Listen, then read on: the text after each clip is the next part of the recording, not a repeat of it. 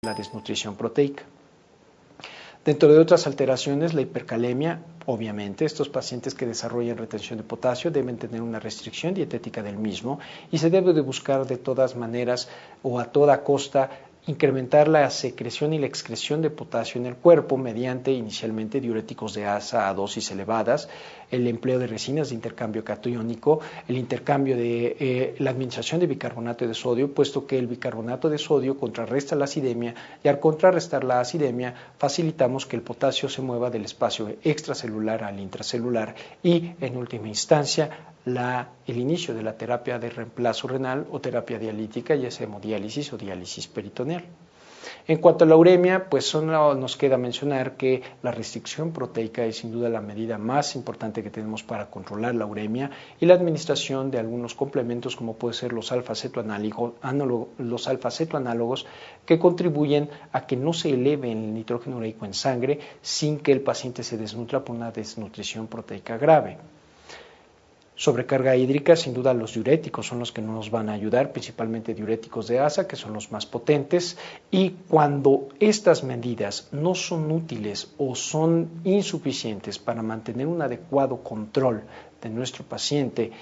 y pese a que se han implementado estas medidas, nuestro paciente está desarrollando ya desnutrición, hipertensión refractario, edema, anasarca, acidemia o sintomatología urémica,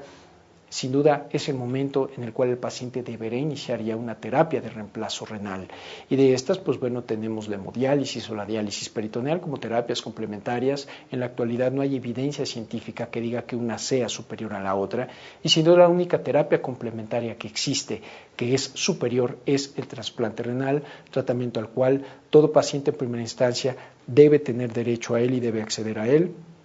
siendo las terapias dialíticas la ventana o el puente que se extiende para mantener al paciente no solo vivo, sino en buenas condiciones para que llegue un trasplante renal. En conclusión, quiero mencionarles que de las etapas 1 a la etapa 3 es importante implementar medidas de nefroprotección, medidas encaminadas a evitar la progresión de la enfermedad renal, controlando principalmente las patologías subyacentes que han condicionado deterioro de la función renal.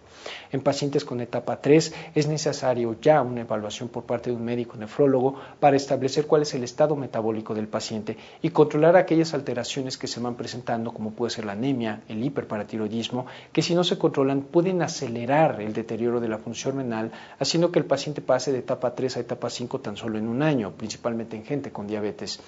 En etapas 3 y 4 debe de mantenerse todavía esta medida de protección y prevención para evitar que el paciente llegue lo más tarde posible a la etapa 5. Entonces, las medidas de protección y prevención deberán de seguir implementándose aun cuando el paciente esté en etapa 4, porque nuestra meta es evitar que el paciente llegue a etapa 5, a la etapa terminal. Pero en aquellos pacientes que están cercanos a la etapa 5, que tienen una tasa de filtrado glomerular entre 10 y 15, se debe de hacer una evaluación muy precisa del estado metabólico y en el momento en que el paciente vea mermada su calidad de vida, vea mermada su independencia y sus actividades cotidianas, quizá ese sea el momento oportuno para ofrecer terapia de reemplazo renal, ya sea hemodiálisis o diálisis peritoneal, para evitar que el paciente desarrolle alguna complicación o alguna urgencia dialítica que sin duda deterioran mucho al paciente. Una vez que el paciente presenta una urgencia dialítica, su rehabilitación es muy difícil y los costos de atención intrahospitalaria por el inicio de terapia dialítica de urgencia tienden a ser más altos. Como conclusiones generales, en cuanto a lesión renal aguda, el primer punto a recalcar es su importancia. La lesión renal aguda, una vez que se presenta en el paciente hospitalizado, sin duda tiene una implicación pronóstica grave, tiene un pronóstico adverso, no solo a la supervivencia, sino también a la función renal. Sabemos entonces que la gente que desarrolla lesión renal aguda tiene mayor posibilidades de fallecer y tiene mayores posibilidades de desarrollar enfermedad renal crónica.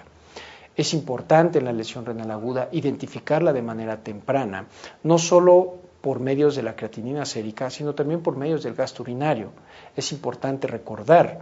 que el gasto urinario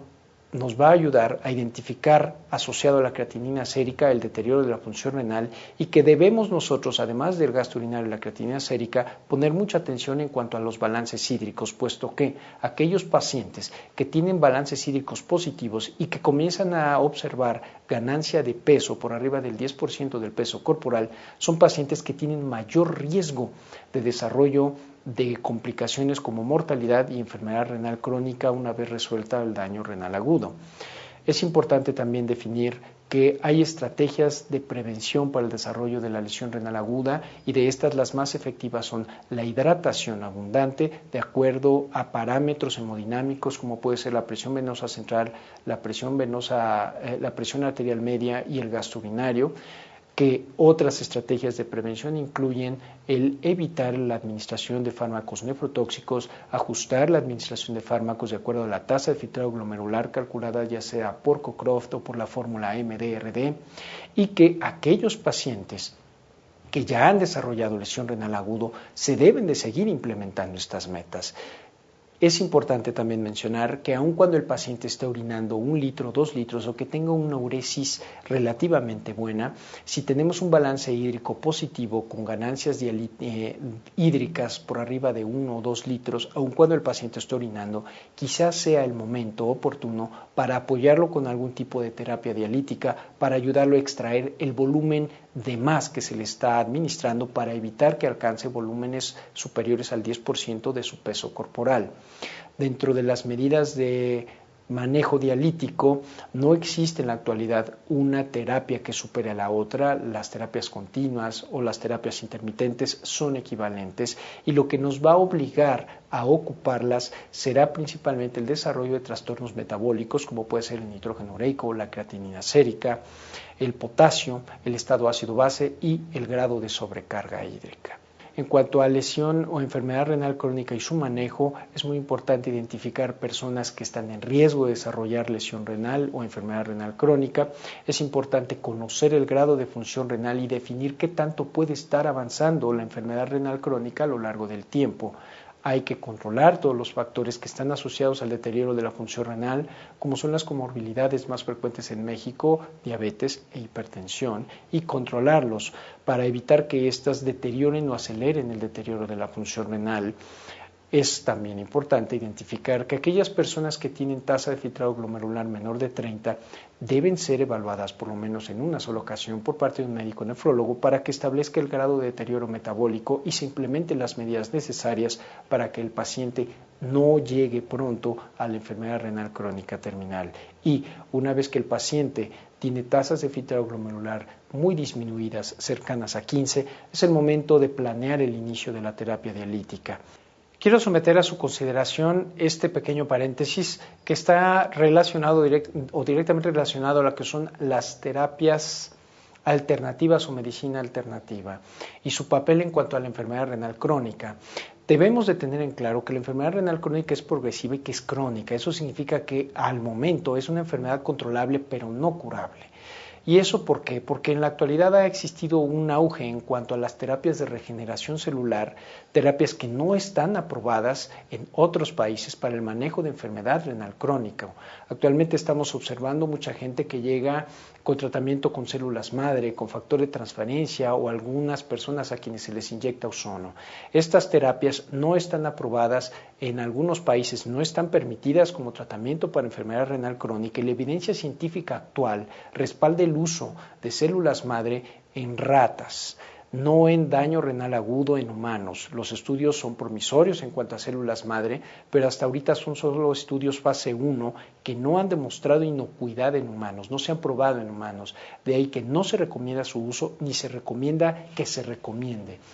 Hice una revisión y pues bueno, encontré, no les hago promoción, pero vean ustedes como mucha gente que se anuncia en internet ofreciendo las terapias celulares o terapias con célula madre, mencionan que esta terapia tiene lugar en el manejo de enfermedad renal crónica. Es mentira, no existe evidencia científica sólida, real,